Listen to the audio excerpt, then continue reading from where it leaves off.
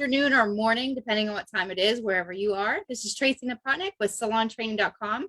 I am happy to tell you we have a really amazing guest today that I have learned to fall in love with, David Kinigson. And David, you can always tell me, every trainer on here can tell me that's correct of your last name in case I fudge anybody's up. So, almost everybody gets it wrong. It's Kinigson. Kinigson. David Kinigson. I just want to call you the king. You can call me David K. Okay.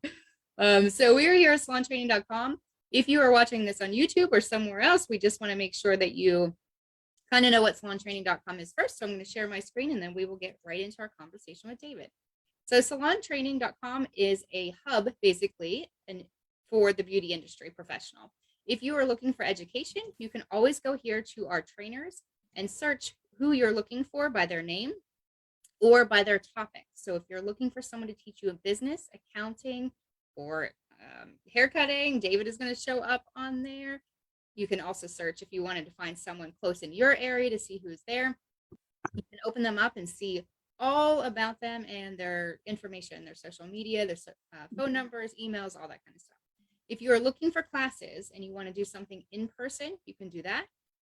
If you want to do something that is virtual, you can look on here. I'm going to show you that. Excuse me. 1 second. Whenever you're looking for those particular classes, you're going to open them up and you are going to see what they entail. And then there's also online registration links. So David, you are going to be on the beauty cruise, correct? Say again, I didn't hear you. You're going to be on the beauty cruise coming up in May or June, I think it is. Okay. Or May. May. That is going to be awesome. So we'll talk about that later today. And then also, if you are a salon owner that is looking for hiring, which I believe almost everybody is, you can go in here and just add your job listing. It will walk you through it. And then if you're looking for a job, you can find that too. There's shows, products, marketplace, there's a color contest coming, and all kinds of different things. So you can join SalonTraining.com. I'm going to jump off here and jump in with David. His topic today is overcoming your challenges and fears associated with haircutting. And we know when we're in school, I know many of us have had those fears and you're scared to get on the floor, but it also happens for beauty professionals when there's a new haircut they're just not unsure of. So let's start with David. Who are you, David? Tell us a little bit about yourself. Hi, Tracy. Thanks for having me on. I'm a hairdresser.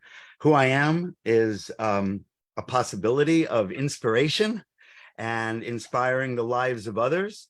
And what I do for a living, among other things, the day job has been being a hairdresser for next year will be 50 years.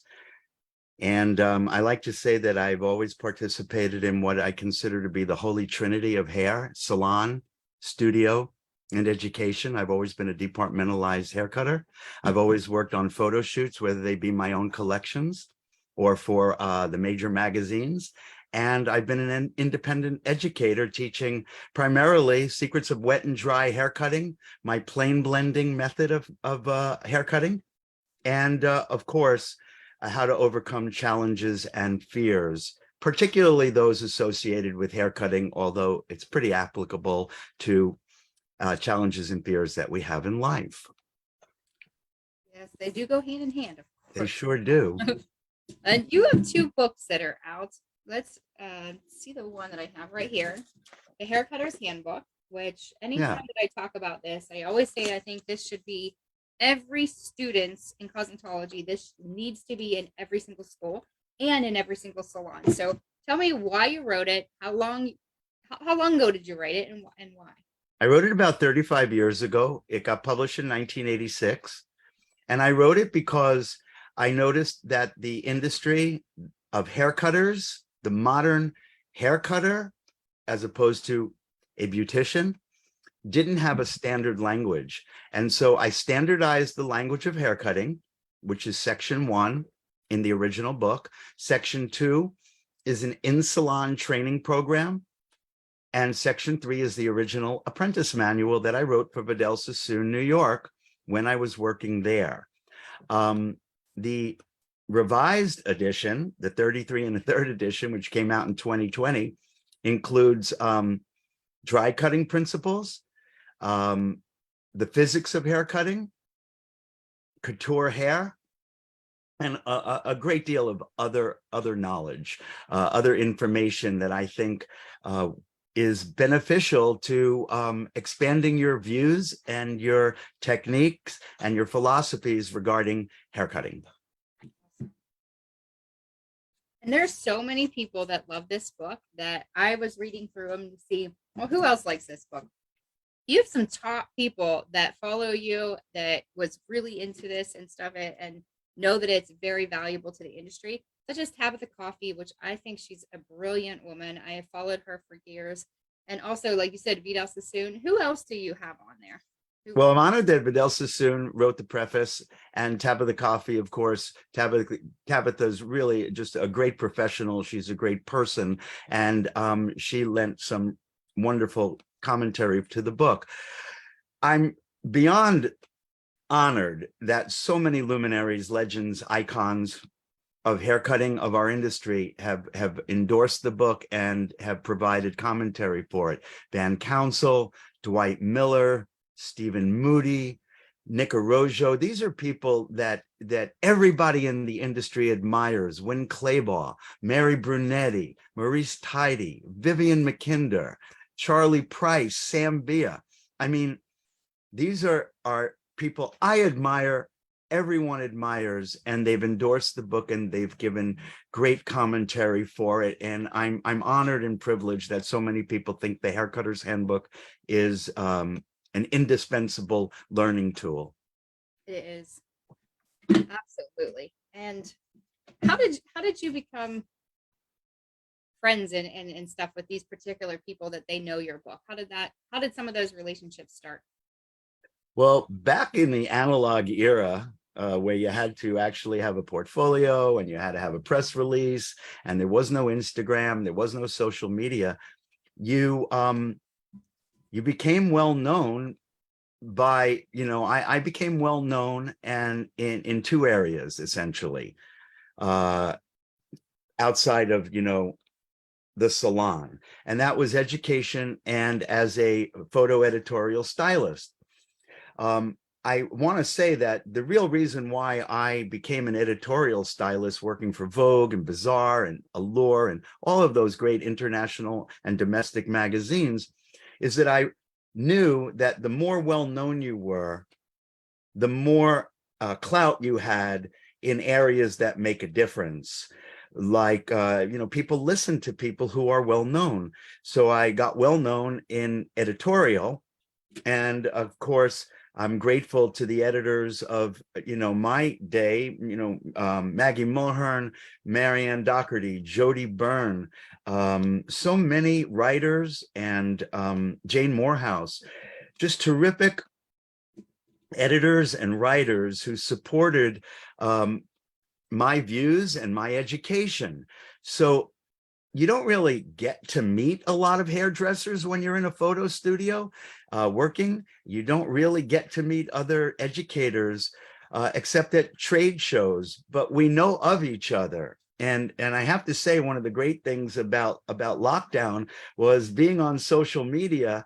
I got to meet so many people virtually that I never had the opportunity to meet. So you meet these people, and then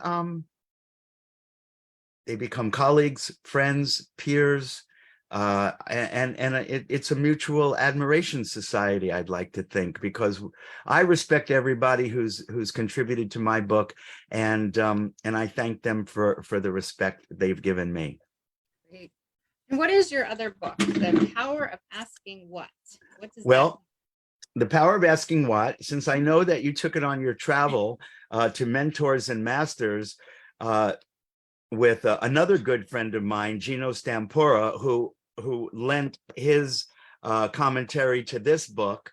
The Power of Asking What is about overcoming challenges and fears in general. It's not actually a book on haircutting. The Haircutter's Handbook is a book on haircutting, and The Power of Asking What is a conversation for mindset in action, overcoming challenges and fears. And while it's applicable in real life or in life at large, not real life, it's all real life. It's about overcoming your self-imposed limitations through something I call mindset in action. It came out, I guess it came out earlier this year. It hasn't even been a year.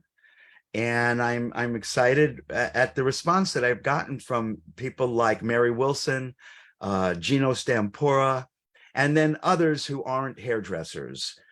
People might know their names. Oz Garcia, he's a thought leader and one of the leading nutritionists in our industry. Colleen Lacosta, who is the executive director of Speak Up for Kids, which is about advocating for abused and negligent children who are in the dependency system. So it came out earlier this year, and the response has been really, really great to it. And I love getting DMs from people who tell me the results they're getting from having engaged with the material in my book. Very good.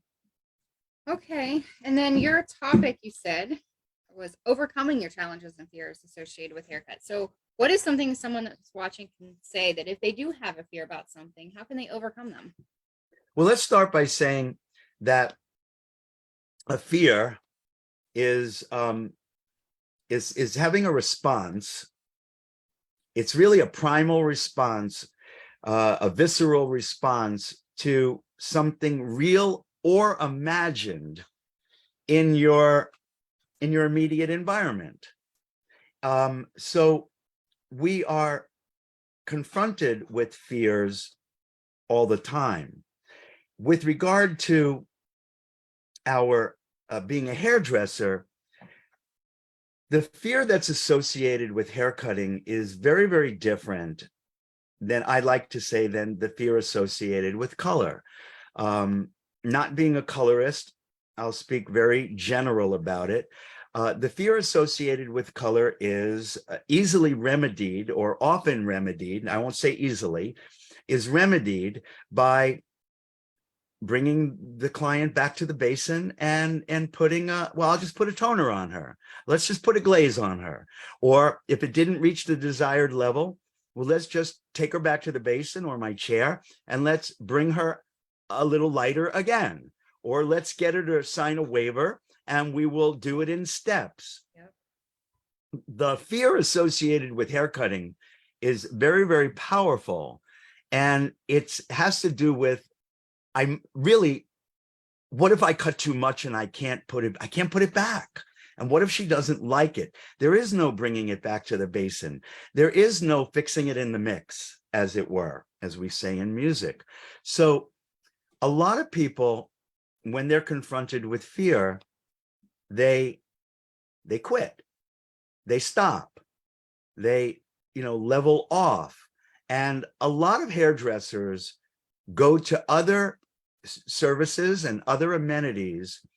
One, because they want to express their creativity. Two, they want to make more money, but also because they have fear associated with haircutting. I think that's the first part of your question. The second part of your question has to do with how you overcome these challenges and fears.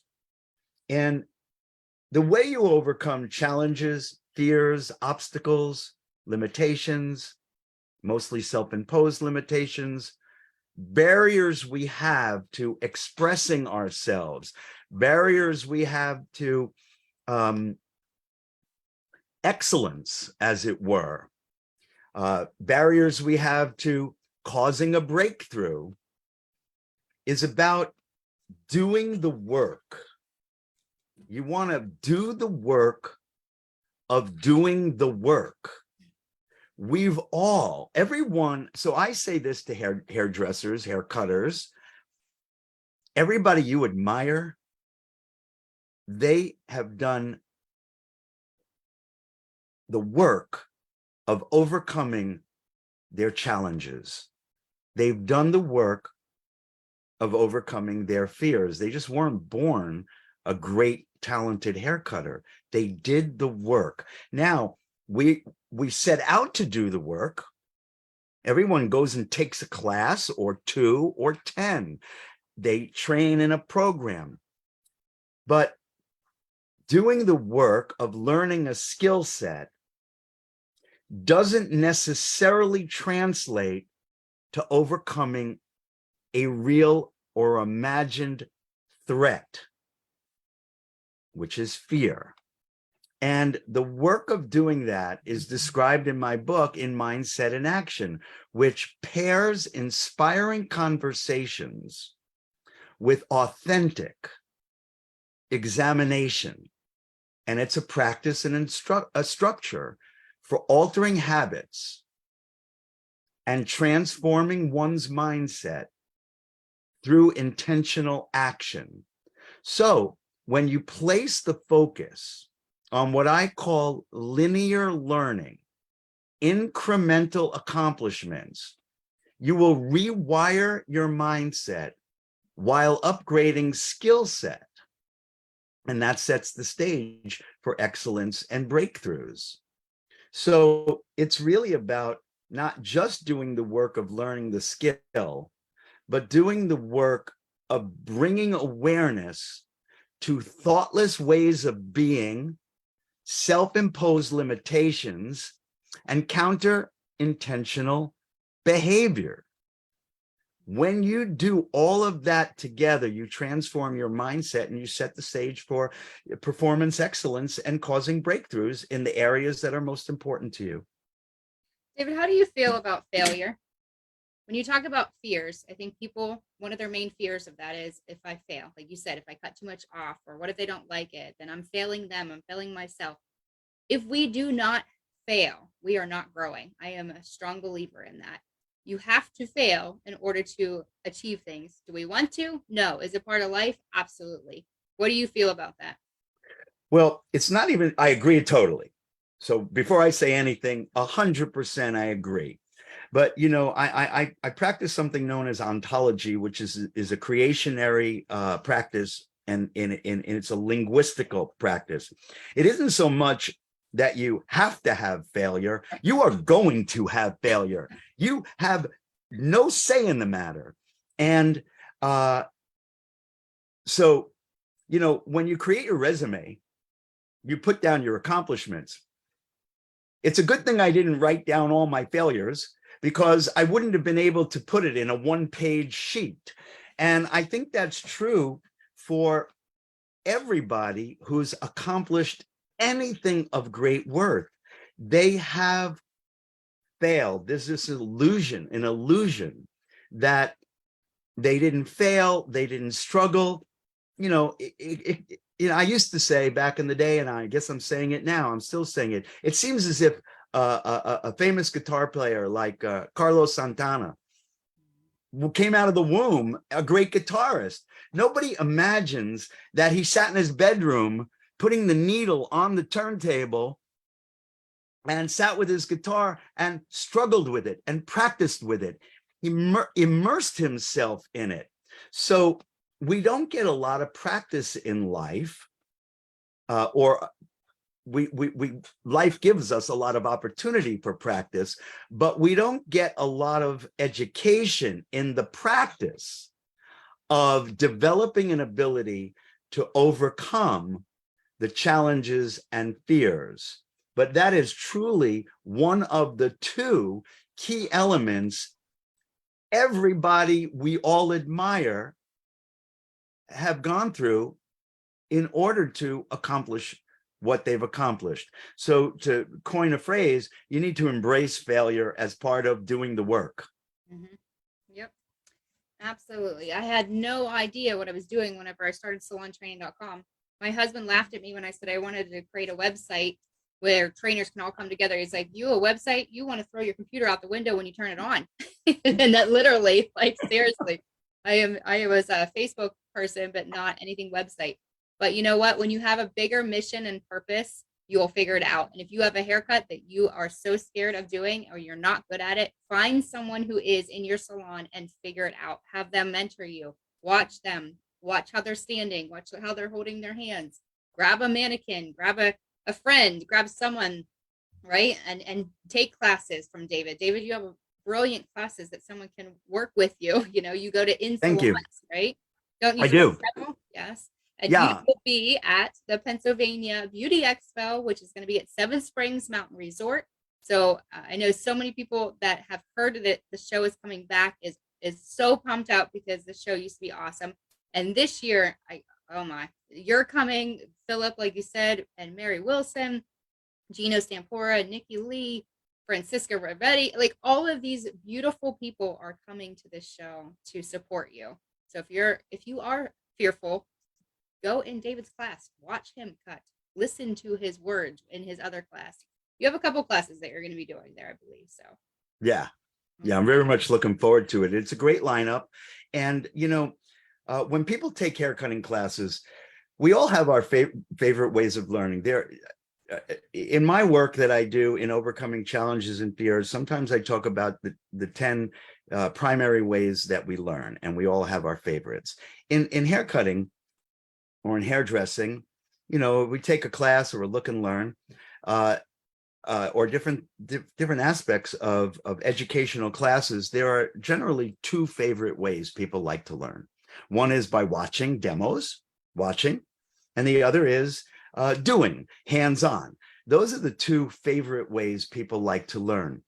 There's a third way that I think is equally as powerful, but not given the same attention.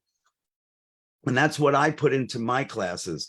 And that is the conversation that we're having about what we're watching and what we're doing.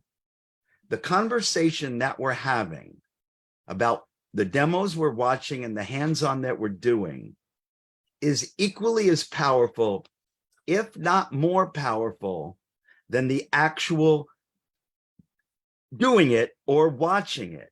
So oftentimes when I do a class, in fact, all the time when I do a class, unless a salon owner says, I don't want that, I only want 100% haircutting, which then I usually don't take the client. I usually, I have a class that I call a think and learn haircutting class, which is very, very different than a look and learn.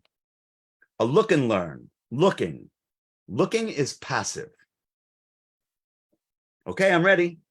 Show me what you got. I'm open. Then there's a think and learn. Thinking is proactive. Thinking is active. Thinking in a classroom setting is interactive. Thinking and looking are different. And so when I do a think and learn haircutting class, the conversation that we're having about what we're doing, about the demos that I'm doing and the hands-on that we're doing, is equally or more important than the actual hair itself. Now, I know that can sound really strange to people, but I've been beta testing much of this material for decades and mindset and action for the last 9 years. Before I wrote The Power of Asking What, I beta tested it, and I'm with hairdressers, and I'm here to tell you that hairdressers report that they overcome their challenges and their fears associated with haircutting, not just by watching a demo, not just by getting their hands on in it, but by engaging in a conversation and a practice authentically designed to overcome challenges and fears. And when people do that, they cause breakthroughs for themselves. when you were talking about that, it reminded me of the time that I was sitting in a bar, actually, before I had kids and was able to do that kind of stuff. And I learned more from this one barber in the conversation that we had than I ever did in 10 months of learning hair. Absolutely. The conversation he wasn't cutting, and I wasn't watching him cut, and I wasn't hands-on, but you're right. I actually sat there and listened and asked him questions that, well, what about this? And what about that? And the conversation that we had, I was like, you know what? I've never learned how to do that. That's really awesome. Oh, why is this different than this? And why is this, why is your neck different? He went into all these different topics with me. So that's a very interesting concept. And I can Yeah. And the other thing you pointed to just now is one, the conversation, and two, I said there were 10 learning ways we learn. One of them is osmosis. And osmosis is being around people who know more than you, people who are better than you. It's been demonstrated that if a lesser golfer joins a foursome with three other really much better golfers, the lesser player improves. Excuse me. The lesser player gets better just by being with others. You want to surround, if you have a choice between sitting in the staff room, hanging out with your buds in there, gossiping and scrolling Instagram and what have you, or being out on the floor watching people who are just better than you. It's okay, to admit that to yourself. You get better by being around them. Absolutely. I would never want to go back to work with anybody that had lower skills than I did. I want to work with someone always that has better skills than me. I will pick their brain until I will constantly ask them. I know I talked to you so many different conversations that we had on the phone. David, what do you think about this? And you were so beautiful to say, like, Tracy, like, I would love to be on the board of salontraining.com and like be the person that, you can run ideas with. And many people had said that, and we're hopefully doing that soon, because you are brilliant in so many aspects of the beauty industry. And just, I don't know, I've watched you on so many different podcasts and through these years, and we've never met in person either, but we will in April. Yes, we did. Where did we meet in person? Oh, it's Near in Ohio. Columbus. Never mind, in Ohio. I'm so used to Ohio, Columbus, gosh, Ohio. Gosh, yes. You know what? That's because you were so busy. I was in your room, in and out, but yeah, we did meet. Sometimes I'm just not as memorable as I think I am. Your cologne was. So I do remember hugging you now. So all right. So I do remember that. So we're just so busy when we're at their shows too. Yes, we are. I think that's gonna be the fun thing about April, is because we have a couple hours that we're not going to be working. We're just collaborating. Stylists and salon owners and trainers and vendors and product companies can all mix in together and just relax in the evening. So it's going to be fun. There I am talking about drinking again. And I'm not even a drinker that much anymore. I was just so excited to meet you guys. All right. So I wanted to share one last thing with you. Your classes, what kind of classes do you teach if someone is looking to hire you to have them come into your salon? So you teach a couple different types, but what does that look like? Do you teach all through the United States, or how can they find more information? Obviously, I'm going to post your link in salontraining.com here later, but is there any other ways that they can get a hold of you? Sure. So I can be reached on social media. I'm very accessible. I answer all DMs. I respond to all comments. I do go into salons, and my in-salon, my calendar for 2023 is really filling up. It has a couple of in-salon haircutting classes. I do one-day classes. I do two-day classes. My classes, like I said, are Think and Learns, and they include demos. They could include hands-on, and they also include the conversations that I have about theory of haircutting, as well as mindset and action. This year, I start the year off with serious business, where I'll be talking entirely about what can cause a breakthrough. And you're one of the keynote speakers for that big event. I am. I'm really honored. Congratulations. That is. Thank you. I'm really honored to be it's, in my opinion, it's the most prestigious industry conference, and there's no hair being done at it. It's all mind, it's all thinking, 100% thinking all the time. So I'm really honored. That's January 15th and 16th. Like you said, your event, salontraining.com's event, the Pennsylvania Beauty Expo in April 24th and 25th. In May, I'm going on the Mayan cruise, which a lot of my colleagues and peers and friends, we're all on this together. And so people can reach me David Kinigson at gmail.com. And then they can book me to be a speaker at their conferences or a class, an in-salon class. And I do classes all across the United States. Great. Okay, so if you're looking for 2023 to hook up with David, I will post the beauty cruise on there. And David, why don't you share, if you don't mind, the one in January, if you haven't already. You might have already sent that to me actually in a text message or something. But if not, and then I can post that as well. Serious We'll business. share, yeah, so we'll share all of those places that you're going to be. And I also share the links to your brilliant books that are on our website as well. So I'll share where they can find those.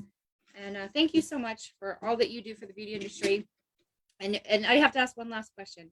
Why do you say you're the most famous hairdresser that no one's heard of? Because I think that's so awesome. It's such a cute.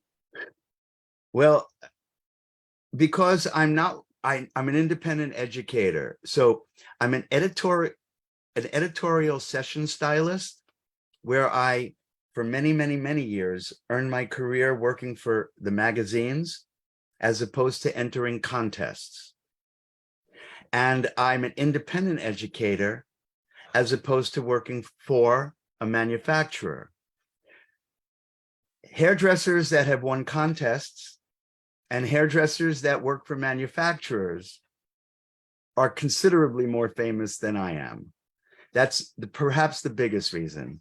I don't say it too much anymore because since lockdown, I've been on social media and I've met so many hairdressers that I knew of that I'd never gotten to meet. And so many have gotten to meet me that I think it's kind of like superfluous now for me to say that, but it is one of my more favorite taglines. It's nice. All right. Well, I appreciate you. Thank you so much and hope you enjoyed today. And we will talk to you later, everyone. Thank you so much, Tracy. Can I leave? Do we have time for me to Yes, say one thing absolutely. to the audience? That's the nice thing about these. These are just, there's no time. Well, I'd just like to say that, you know, we respect and admire people. And we respect and admire people who have talent, who have charisma, who have accomplished things. And it's easy to compare ourselves to them and then think I can never be like that. Or, you know, I just be fearful. And I'd like to share that everyone I've admired and respect have overcome challenges and fears to whatever it was they were trying to accomplish. For me, I like to say, I'm some punk kid from the streets of New York. And if I can overcome my challenges and fears, particularly those associated with haircutting and life in general, you can too.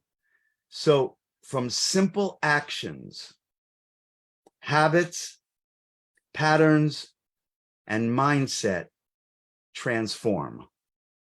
Do the work of doing the work. That's awesome. Thank you. Thank you, David, award-winning celebrity stylist and author, best-selling author of many books. So thank you so much, and we'll talk to you guys later. Thank you, Tracy.